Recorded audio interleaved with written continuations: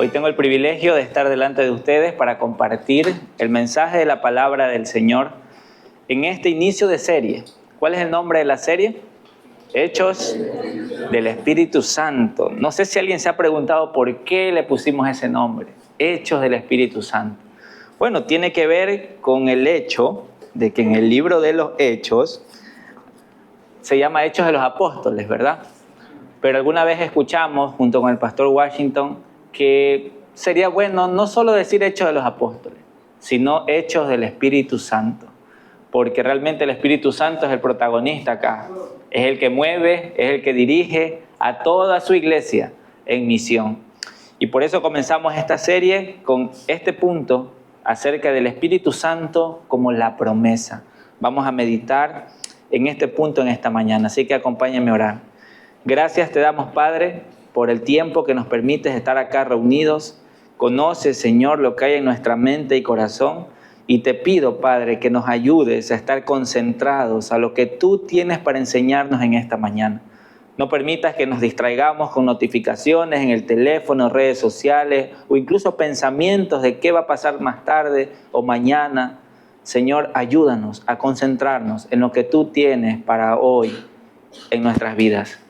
Gracias te damos, Señor, por tu paciencia, porque aún en medio de nuestras debilidades nos animas y sigues hablando a nuestros corazones. Oramos en el nombre de Jesús. Amén y amén.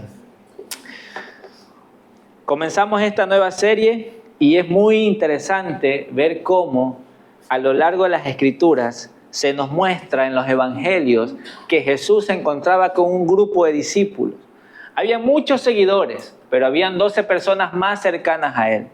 Y estos discípulos se habían acostumbrado tanto a Jesús, estaban tan cercanos a él, ya 2 años y medio, 3, estaban tan cercanos, que cuando Jesús les comienza a decir, es necesario que yo muera, es necesario que vaya a Jerusalén, porque voy a morir, voy a resucitar al tercer día, pero es necesario que me pase eso. Y los discípulos decían, no, Señor, ¿cómo te va a pasar eso? No.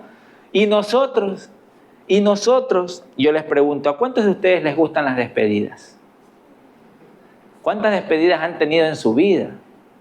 Quizás hay personas que se han mudado de ciudad, quizás hay personas que han fallecido incluso, quizás hay personas que se han mudado de país, pero las despedidas de alguna u otra manera son dolorosas.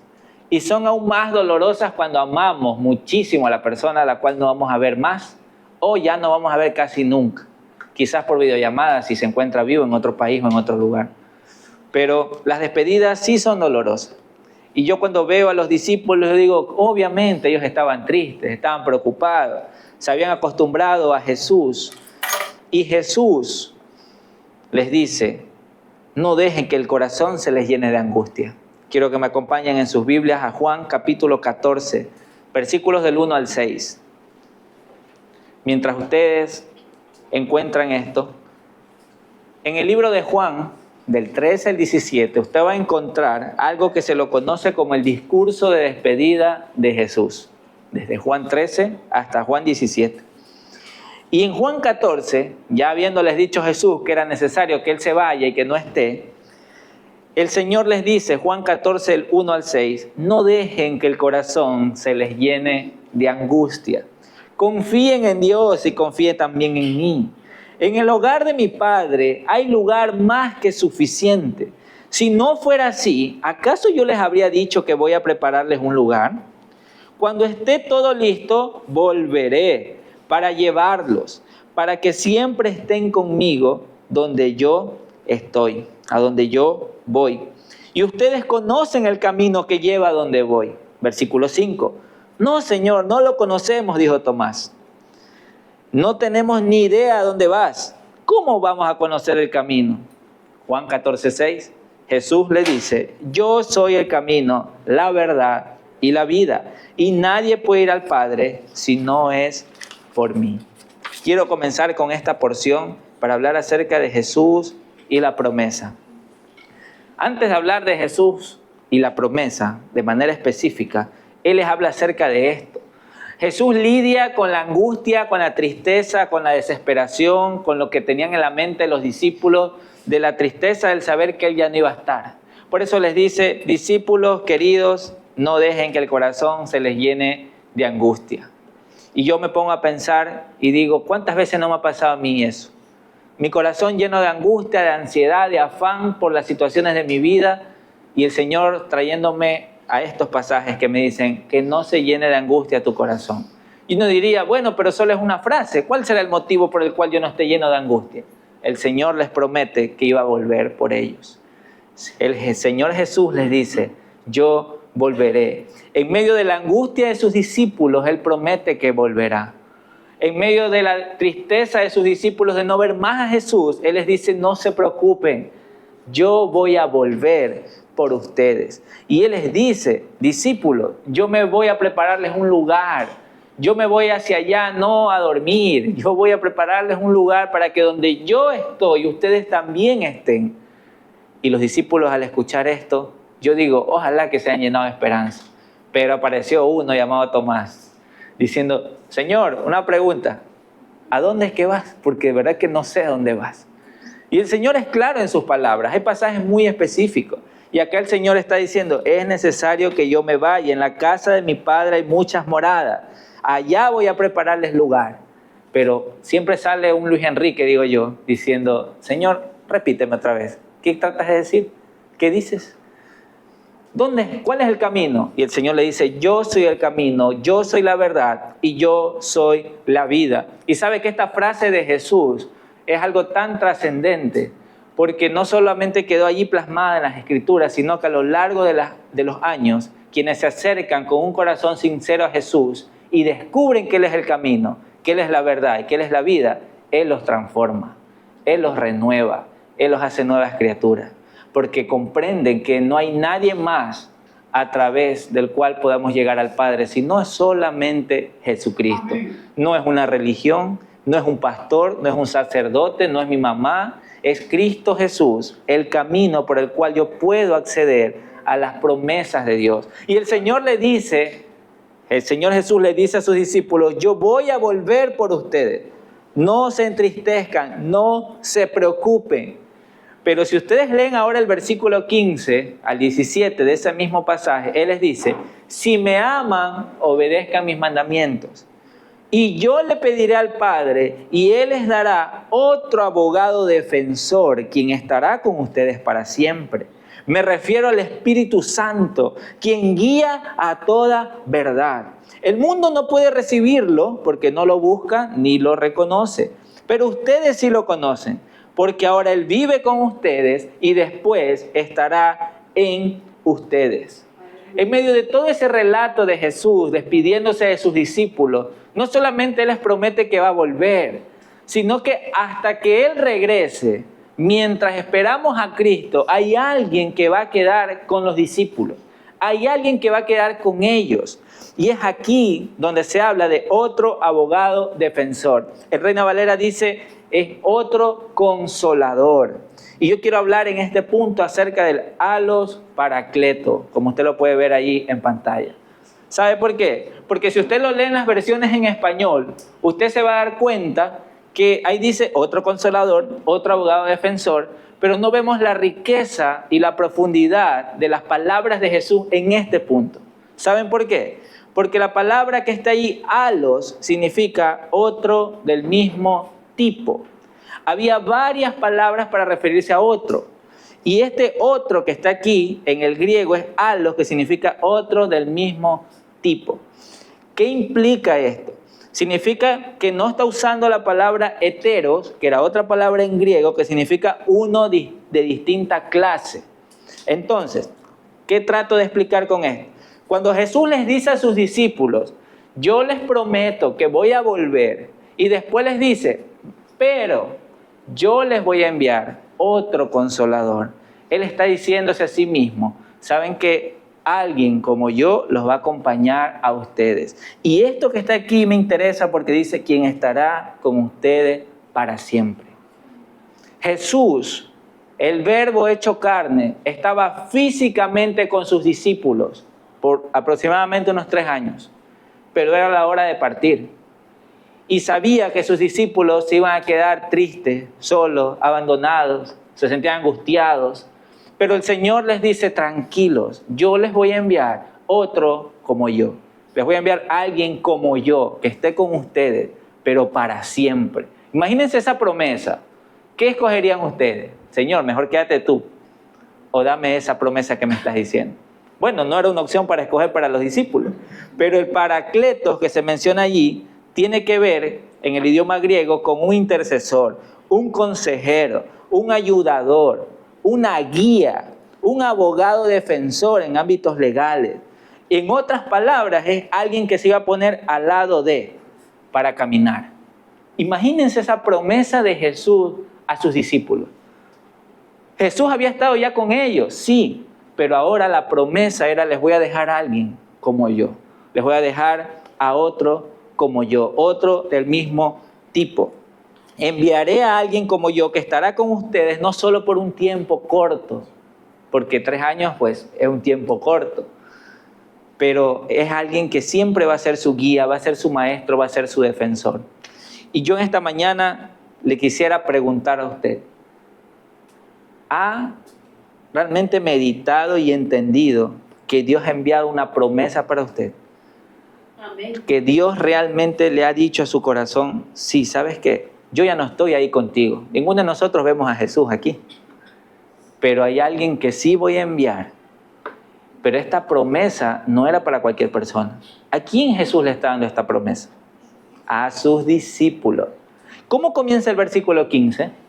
Si me aman, guarda mis mandamientos. A veces tomamos este pasaje y lo aislamos, pero dentro del contexto el Señor está diciendo, mira, primero, si me amas, obedece mis mandamientos, y haciendo eso yo le pediré al Padre que envíe a otro consolador que estará contigo para siempre.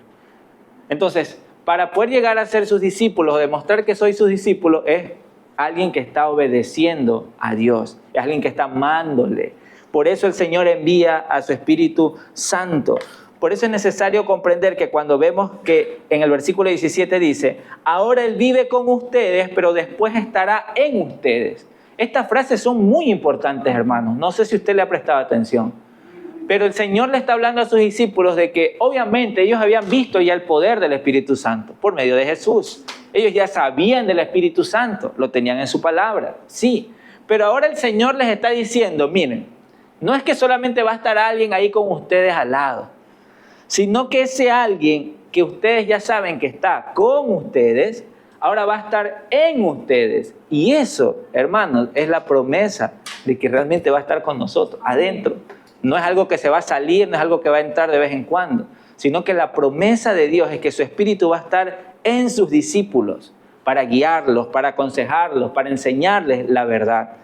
Por eso es que Juan 14:26, si usted va más adelante, el Señor dice, el Señor Jesús, cuando el Padre envía al abogado defensor, ya sabemos que está hablando de su Espíritu Santo, les dice, Él les enseñará todo y les recordará cada cosa que les he dicho.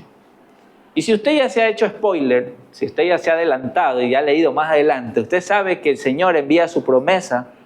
En Hechos 2 se detalla claramente. Y cómo estos discípulos miedosos, que estaban todos asustados porque Jesús había muerto, estos discípulos aún después de verlo resucitar, no estaban realmente con toda la paz y seguridad del mundo. Cuando llega el Espíritu Santo se convierten en hombres valientes, en hombres con mucha palabra por decir, pero no era su palabra, era la palabra de Dios, era por medio de su Espíritu Santo. Y yo cuando miro eso, me miro a mí y digo, bueno, yo soy un discípulo de Cristo, tengo fe en Cristo, he puesto mi confianza en Él. ¿Y usted? ¿Ha recibido la promesa del Señor? ¿O recién hoy se está enterando? Gloria a Dios y recién hoy se está enterando que hay una promesa de Dios para usted si ha puesto fe en Cristo. ¿Por qué? Porque la promesa de Dios es para los discípulos. La promesa del Espíritu Santo obviamente es para todo aquel que cree, pero aquellos que creen reciben esa promesa. ¿Me hago entender? Dios en su misericordia permite que su palabra sea predicada a través del mundo. Y por eso existen las misiones y por eso oramos por etnias no alcanzadas, para que su evangelio llegue, para que ellos también reciban la promesa del Espíritu Santo. Pero ellos no van a recibir la promesa del Espíritu Santo hasta que no pongan su fe en Cristo Jesús.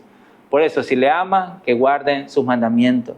Y yo me pregunto, ¿usted ha puesto su fe en Cristo Jesús? ¿Usted ha recibido la promesa del Espíritu Santo? Entonces acá me enseña su palabra, que Él me va a enseñar todo, que me va a guiar.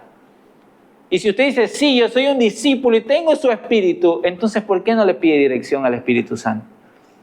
Y a veces nosotros andamos tomando decisiones en base a lo que nos parece, en base a nuestra experiencia, en base a nuestra lógica.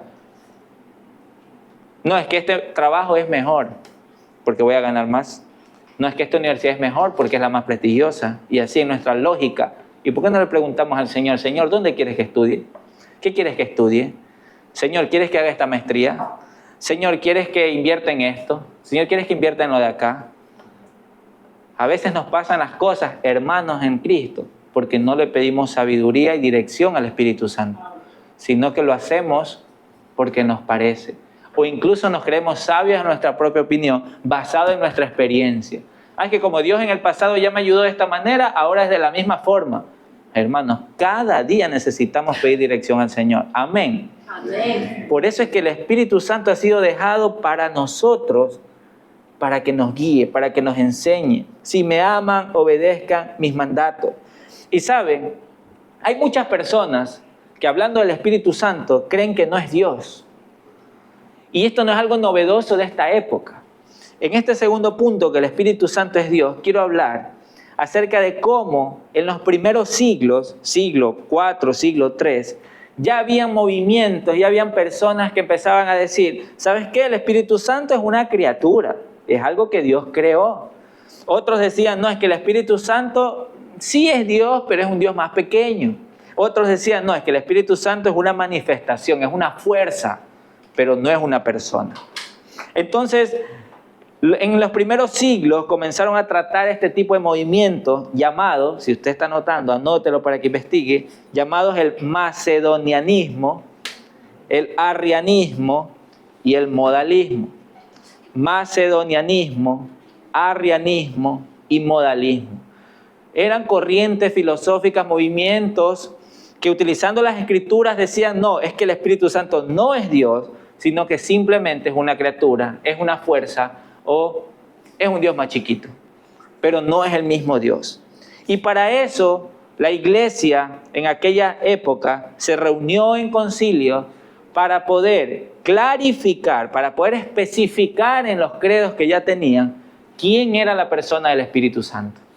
Por eso en el primer concilio de Constantinopla, celebrado en el 381, añaden lo que en el credo de Nicea, en el 325, ya se había establecido. Y lo que dice en la versión ampliada es lo que lo puse en las diapositivas. Y en el Espíritu Santo, Señor y dador de vida, que procede del Padre, que con el Padre y el Hijo reciben una misma adoración y gloria. La iglesia lo estableció, lo determinó de esa manera, porque las Escrituras daban evidencia y para tener por escrito de esto dicen las Escrituras. No es los pensamientos que están diciendo. Y saben que esos mismos movimientos, esas mismas creencias filosóficas en nuestra época todavía existen. Hay muchas religiones, bloques religiosos quienes tienen este tipo de creencias, a los cuales nuestra tarea es estar preparados con las Escrituras para hablar de quién realmente es el Espíritu Santo. Y en las Escrituras se nos habla con claridad de que el Espíritu Santo es el mismo Dios, es el Espíritu de Dios. Por eso el Espíritu Santo es llamado Dios directamente. Hay un relato en Hechos capítulo 5, versículos de 3 al 4, en el cual aparece Ananías, aparece una escena allí, y el apóstol Pedro le dice, ¿por qué llenó Satanás tu corazón para que mintieses al Espíritu Santo? Son las palabras de Pedro. Y Pedro mismo le dice, no has mentido a los hombres, sino que has mentido a Dios. Pedro le está diciendo, tú estás mintiendo al Espíritu Santo, estás mintiendo a Dios. Y los padres de la iglesia y muchos han entendido que lo que está haciendo aquí Pedro es dándonos a entender que el Espíritu Santo es Dios. Porque si se le miente al Espíritu Santo, le estás mintiendo a Dios. No es un hombre cualquiera, no es una fuerza. ¿Cómo le vas a mentir a una fuerza? No pudiese. El Espíritu Santo posee atributos divinos. La Biblia nos habla acerca de la omnisciencia del Espíritu Santo, acerca de la omnipresencia y de que es eterno. En otras palabras, se nos habla de que el Espíritu Santo todo lo sabe, todo lo conoce. Se nos habla de que el Espíritu Santo está en todas partes, no hay un solo lugar en el cual Él no se encuentre. Y ¿sabes qué? Eso debería darnos temor. Porque, ojo, recuerden lo que Jesús le dijo a sus discípulos. Ese Espíritu que está con ustedes, ahora estará en ustedes. Hay muchas personas que no son tan conscientes de que Dios los está viendo. Aún aquellos quienes no creen en Cristo, Dios los está viendo. El Espíritu Santo está ahí, está moviéndose, está observando todo, Él lo conoce todo.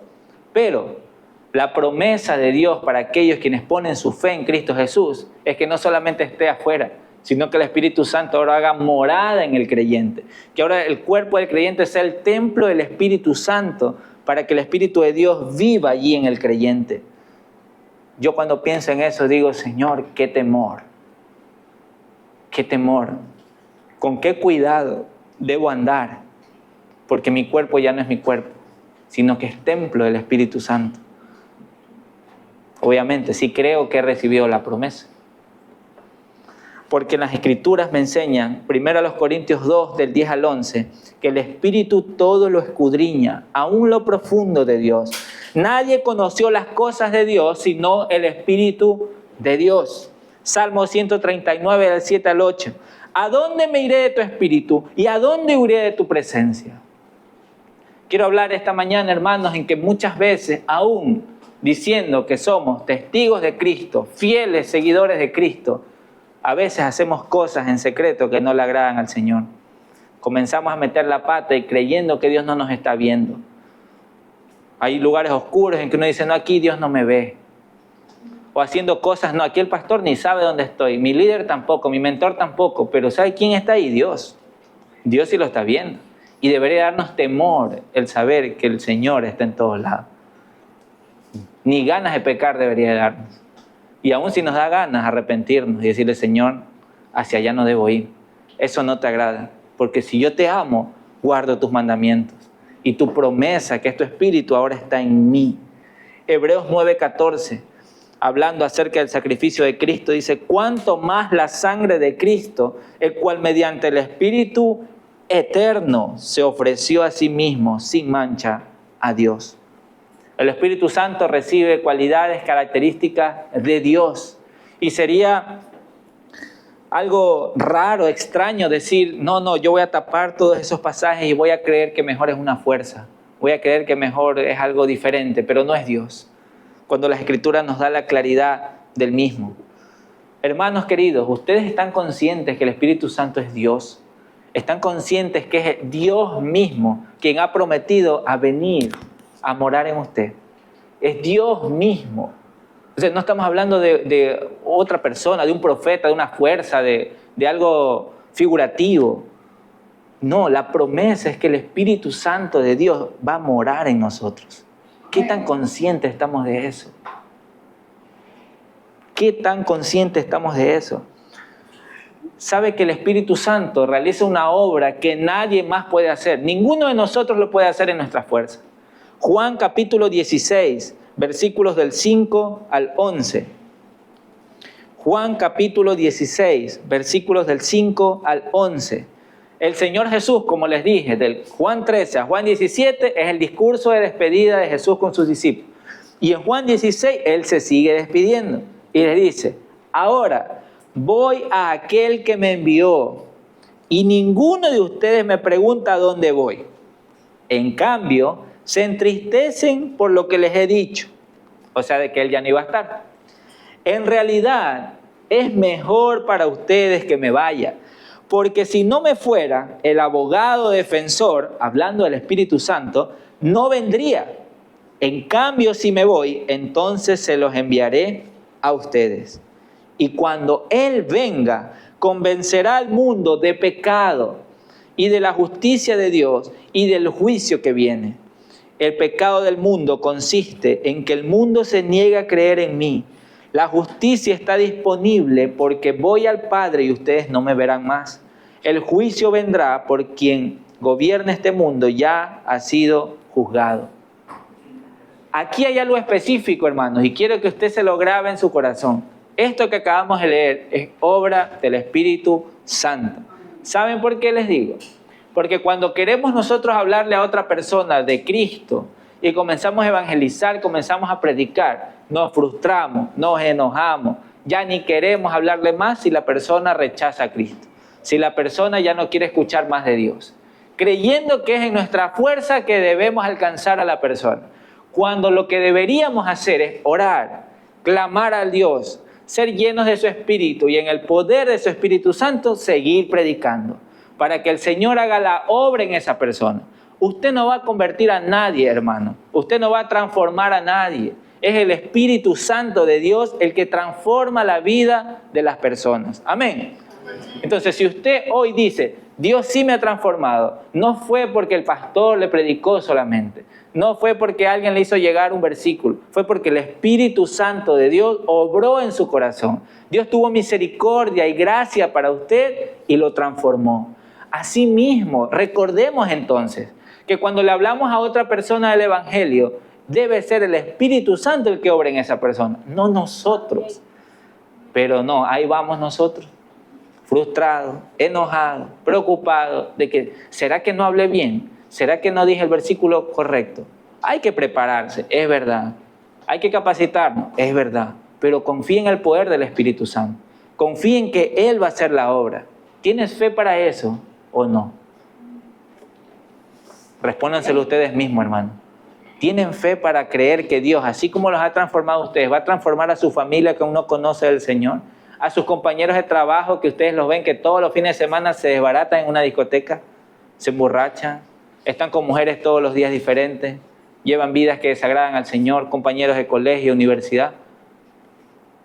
¿Tienen la fe para creer que Dios puede obrar en ellos? Entonces persevere, siga predicando del Evangelio y confíe en el poder de su Espíritu Santo. Porque acá el Señor nos muestra qué significa esto de que el Espíritu Santo iba a convencer de pecado, de justicia y de juicio. De pecado el Señor explica, por cuanto no creen en mí. Saben que el Espíritu Santo de Dios denuncia al mundo, le denuncia a la persona lo incrédula que es. ¿Por qué denuncia la incredulidad? Porque si alguien me viene y me dice que yo estoy haciendo mal, yo le digo, ¿cómo? Si yo trato de hacer lo mejor que puedo. Yo soy una buena persona. Yo trato de hacer la ayuda que más puedo a los demás. Y creemos que no necesitamos de Cristo. Bueno, el Espíritu Santo es el que convence a la persona de que es totalmente incrédulo ante su pecado, que necesita arrepentirse, que necesita buscar de Dios, que necesita buscar realmente la dirección del Señor. Rechazar a Cristo es el pecado más profundo que puede hacer una persona. ¿Saben por qué? Porque Juan 3:36 dice lo siguiente. ¿Puede buscar en la Biblia? Eso no está en las diapositivas. Juan 3:36. ¿Lo encontró? Juan 3:36, ¿qué dice? El que tiene al Hijo tiene la vida, pero el que se rehúsa a creer en el Hijo no verá la vida, sino que la ira de Dios está sobre él. A eso viene el Espíritu Santo, a convencer a la persona de que lo que está haciendo está mal y necesita de Cristo. Ay de la persona si no hace caso a lo que el Espíritu Santo le está diciendo. Ay de la persona. Luego el Señor nos enseña en su palabra que también viene a convencer de justicia. ¿A qué se refiere con eso de justicia? El Espíritu Santo viene a mostrarle a la persona de que la verdadera justicia está en Cristo Jesús. Por eso es que dice aquí, por cuanto me voy al Padre, dice la explicación acá, en Juan 16. Porque por cuanto me voy al Padre, y es porque el Espíritu va a mostrarle a la persona que la verdadera justicia está en Jesús. El mundo condenó al injusto. El mundo condenó al justo, condenó a Cristo Jesús. Por nosotros los injustos, los pecadores. A eso viene el Espíritu Santo, a convencer en el corazón de la persona. Por eso es que nuestra tarea, ¿cuál es, hermanos? Compartir el Evangelio del reino, tal y como dice su palabra. Deja que el Espíritu Santo obre, deja que el Señor haga su trabajo. Ese no es el nuestro. Nuestra tarea es predicar, Vas a encontrar muchos pasajes que dice, ve y predica, habla, da a conocer. Sí, pero la obra es del Espíritu Santo. Amén. Luego dice al final, de juicio, porque el príncipe de este mundo ha sido juzgado. Esto es maravilloso, porque solamente el Espíritu Santo puede convencer en la persona de que Satanás ya está vencido, que ya no tiene poder, que realmente desde Cristo muriendo en una cruz por nuestros pecados ha sido derrotado. En palabras del apóstol Pablo decía, oh muerte, ¿dónde está tu aguijón? ¿Dónde está el sepulcro de tu victoria? Realmente Satanás ha sido vencido y en Apocalipsis se nos muestra todo el desenlace de esto. Por eso uno puede decir, pero ¿y qué? ¿Acaso ahorita ya está totalmente vencido? Pues Satanás está vencido. Dios ya nos dejó qué es lo que va a pasar al final. Ya sabemos el fin de la historia. Satanás está derrotado, hermanos. Pero eso no se lo va a convencer cualquier persona. Eso lo convence el Espíritu Santo. Solo el Espíritu de Dios puede convencer que Satanás ya ha sido derrotado. Ahora la pregunta es, ¿puedo tener al Espíritu Santo en mí? Hemos hablado de esta promesa, pero ¿realmente puedo tenerlo en mí? Suena un poco difícil quizás de comprender. A ver, Dios mismo va a dar su Espíritu, que es Él mismo, a morar en mí, a estar dentro de mí. Pues claro que sí. En Hechos 2, como les dije, la promesa se cumplió, sus discípulos fueron obedientes. Si me amáis, guardad mis mandamientos. El Señor les dijo, hey, no se vayan de Jerusalén, quédense allí, porque allí les voy a enviar la promesa. Oren, quédense ahí. Y ellos recibieron la promesa del Espíritu Santo. Y de ahí para acá, su Espíritu Santo ha sido derramado en cada persona que ha puesto su confianza en aquel que es digno de ser alabado, en Jesucristo. Hechos capítulo 2, versículos 37 al 39, dentro del discurso de Pedro, Pedro les dice a sus oyentes acerca de esta promesa. Sabe que muchas veces cuando predicamos, cuando hablamos con otros acerca del Evangelio, solo nos quedamos hasta Jesús, cuando Jesús resucitó, y que pongan su fe en el Señor, y no les hablamos de la promesa, que Dios ha prometido estar con ellos, quienes han puesto su fe en Cristo. Dios ha prometido a venir a ser morada con ellos, a estar con ellos de ahí para siempre. Hechos 2, 37 al 39 dice que las palabras de Pedro traspasaron el corazón de ellos, quienes le dijeron a él y a los demás apóstoles, hermanos, ¿qué debemos hacer? Pedro le contestó, cada uno de ustedes, ojo con lo que está aquí, cada uno de ustedes debe arrepentirse de sus pecados y volver a Dios y ser bautizado en el nombre de Jesucristo para el perdón de sus pecados. Entonces recibirán el regalo del Espíritu Santo. Esta promesa es solo para nosotros los discípulos, los apóstoles. No dice eso. Esta promesa es para ustedes, para sus hijos y para los que están lejos, es decir, para todos los que han sido llamados por el Señor nuestro Dios. Amén. ¿Se da cuenta lo que dice aquí? Esta promesa no era solo para los 12, era también para nosotros, es también para nosotros y aún para nuestros hijos. Y esa es la esperanza que tenemos, que nosotros seamos llenos del Espíritu Santo, que nuestras familias sean llenas del Espíritu Santo, que nuestros hijos y los hijos de nuestros hijos puedan seguir llenándose del Espíritu Santo, que reciban la promesa. Pero ¿saben qué hay que hacer primero? Pedro lo dijo claro acá, y por eso lo quise leer. Arrepiéntete de tus pecados, vuélvete a Dios, bautízate. Y como lo comunicamos acá con mi Iglesia Unida, el bautismo comunica ese testimonio público de que el Señor ha transformado mi corazón, de que yo he puesto mi fe en Cristo Jesús, y por eso públicamente lo confieso, sumergiéndome en las aguas y saliendo. Esta promesa es para ustedes. Yo le pregunto, ¿usted vive en esa promesa? ¿Realmente usted tiene esa promesa? ¿Está consciente de que el Señor ha enviado a su Espíritu Santo? Porque si es así, entonces busque su consejo, busque su ayuda, búsquelo realmente. Porque pareciera muchas veces que no.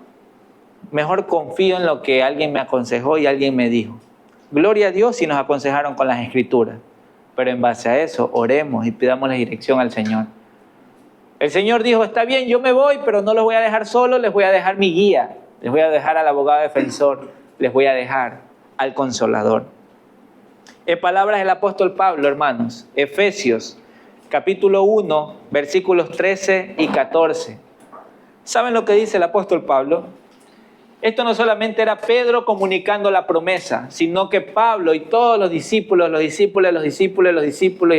hasta nuestra época, comprendemos que esa promesa también es para nosotros, su Espíritu Santo. Efesios 1:13 dice, y ahora ustedes, los gentiles, o sea, los que no son judíos, también han oído la verdad, la buena noticia de que Dios los salva. Además, cuando creyeron en Cristo, Dios los identificó como suyos al darles el Espíritu Santo, el cual había prometido tiempo atrás. El Espíritu es la garantía que tenemos de parte de Dios de que nos dará la herencia que nos prometió, de que nos ha comprado para que seamos su pueblo. Y Dios hizo todo esto para que nosotros le diéramos gloria y alabanza. Hermanos queridos, aquí hay tesoros que el tiempo no me daría para indagar en todos estos dos versículos, pero quiero concentrarme en esta frase. Dios los identificó como suyos al darles al Espíritu Santo. ¿Se acuerda que el Espíritu Santo convence de pecado, justicia y juicio? ¿Ok? Es el Espíritu Santo el que produce en aquella persona arrepentida el nuevo nacimiento. Es el Espíritu Santo. Hermano, tú no vas a poder hacer nacer de nuevo a tu papá, a tu hermano, a tu amigo, a tu compañero de trabajo. Es el Espíritu Santo de Dios quien tiene el poder para hacerlo. Tu tarea es seguir predicando. Tu tarea es seguir hablando. Tu tarea es seguir orando por ellos. Pero confía en que el Señor va a obrar en aquellas personas con las cuales estás orando. Dios los identificó como suyos al darle el Espíritu Santo. Usted tiene el Espíritu Santo de Dios, entonces usted le pertenece al Señor. Su palabra es clara. Si usted no tiene el Espíritu Santo de Dios, usted no le pertenece todavía a Dios. Aún usted quizás conoce de Dios, se sabe versículos, asiste quizás a una iglesia, pero aún no le pertenece a Dios.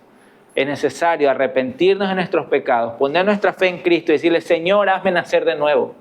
Señor, te necesito, habla mi vida, transfórmame, porque solo tú lo puedes hacer. Y así el Señor acude a nuestro rescate. Dice, claro que sí, yo morí por ti en una cruz. Yo derramé mi sangre por ti. Claro que acudo a ti. Y ahora que has creído en mi Hijo, envío mi promesa. Ahí te dejo mi Espíritu Santo para que te guíe y para que te acompañe todos los días hasta cuando regrese. Ese Espíritu es la garantía que tenemos de parte de Dios que nos dará la herencia que nos prometió. No sé si usted se ha dado cuenta, pero aquel que está en Cristo está de promesa en promesa, en promesa, en promesa, porque sí que hay muchas promesas en las Escrituras para nosotros. Somos ricos, hermanos. Somos ricos. Hay muchas promesas para nosotros. Pero ¿sabes qué? Lastimosamente, nuestra mirada no está en las promesas, porque a veces ni las conocemos, ni las leemos, ni sabemos que Dios nos ha dejado grandísimas promesas.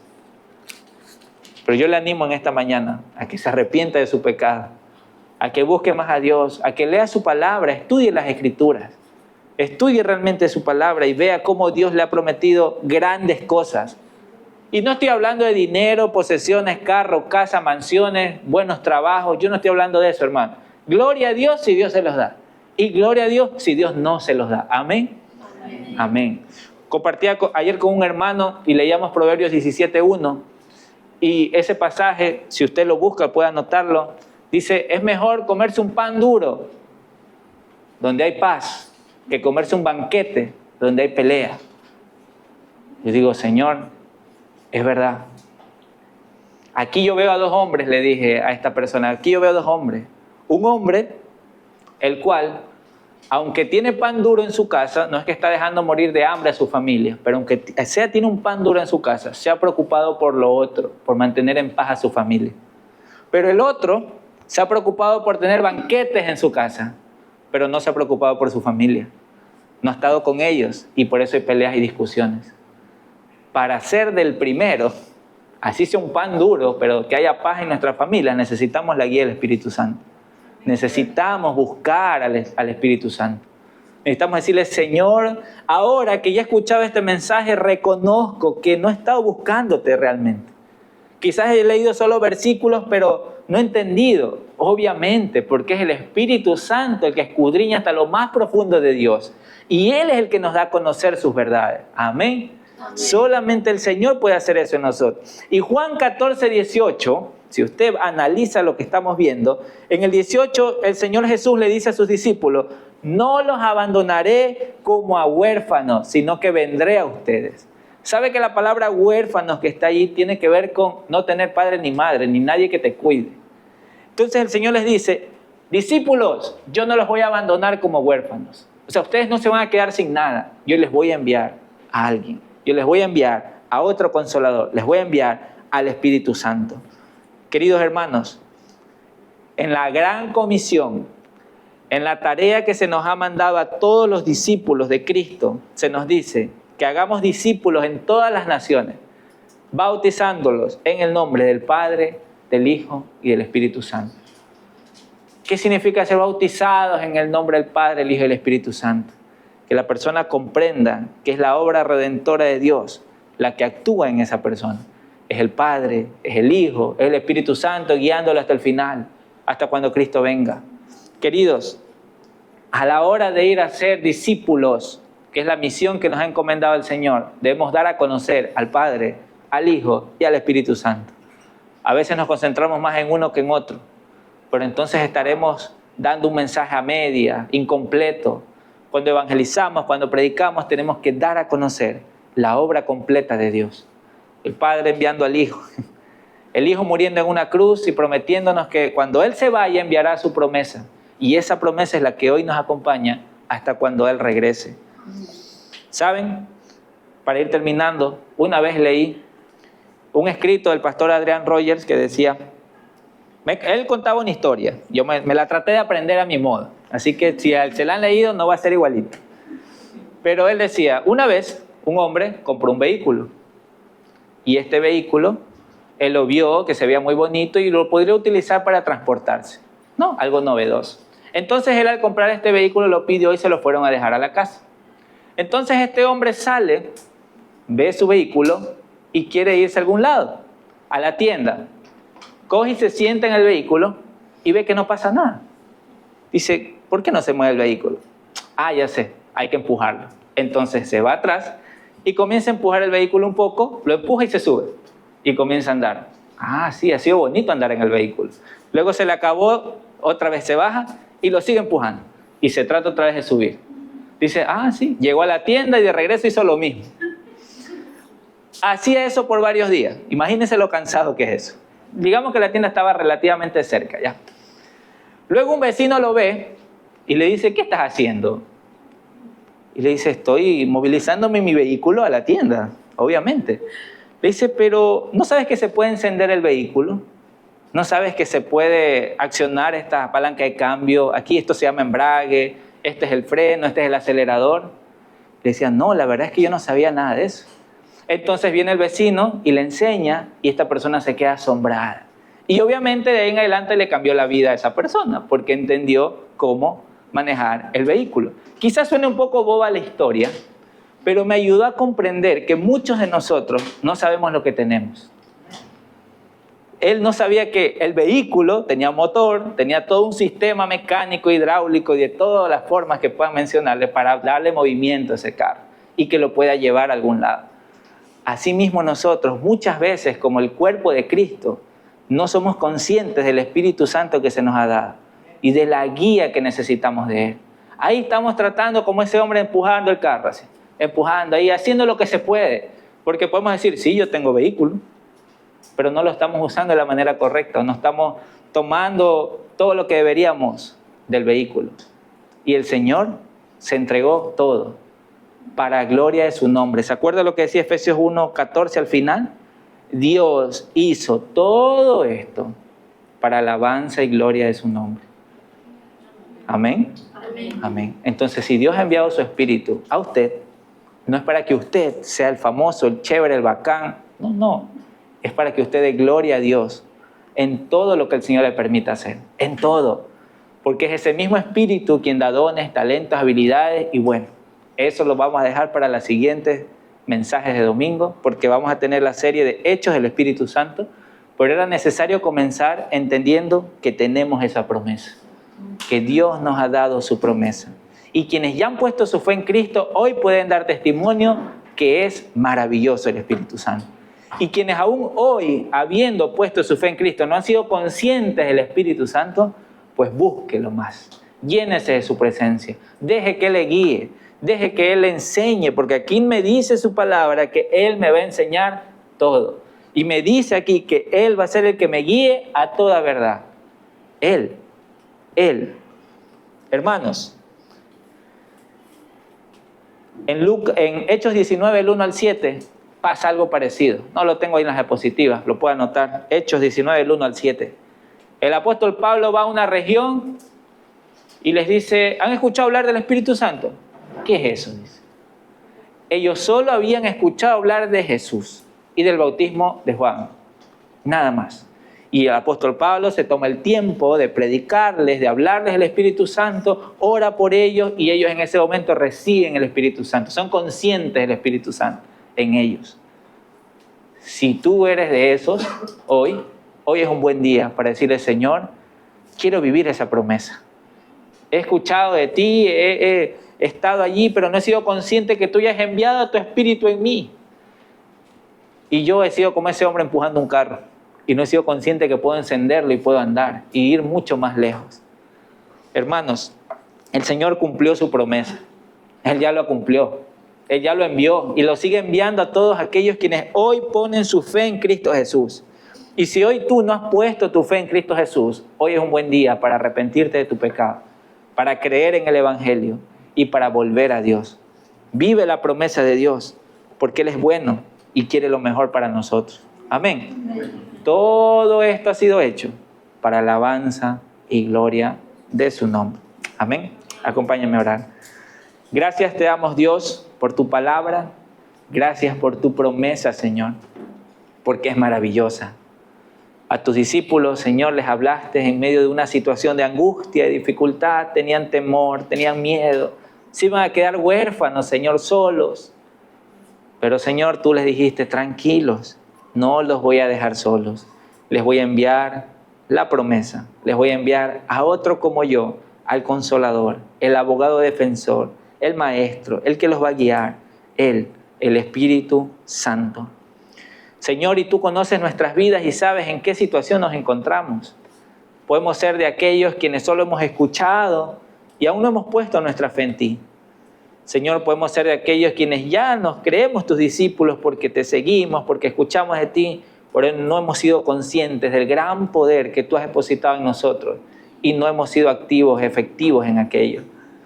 Señor, ayúdanos porque somos débiles y aún nos falta conocer mucho y hacer mucho para gloria de tu nombre. Padre, escudriña hasta lo más profundo de nuestros corazones con tu Espíritu y llévanos, Señor, a un entendimiento más grande de tus promesas. Ayúdanos a vivirlas, ayúdanos a compartir con otros tu verdad, entender que la obra del nuevo nacimiento, que la obra de convertir a otros es tuya, Señor, no es nuestra. Pero debemos clamar, debemos orar, debemos movernos, porque esa es la misión que nos has encomendado a nosotros, ir y hacer discípulos. Dar a conocer a otros que no solamente el Señor vino, murió y resucitó y se fue, sino que Él dejó a alguien que nos acompañe hasta el fin, a su Espíritu Santo. Gracias, mi Dios. Gracias por ser pacientes con nosotros, porque realmente no hacemos todo lo que tú nos has llamado a hacer. Gracias, Dios. Confiamos en ti y te agradecemos por tu amor. En el nombre de Jesús oramos. Amén y amén.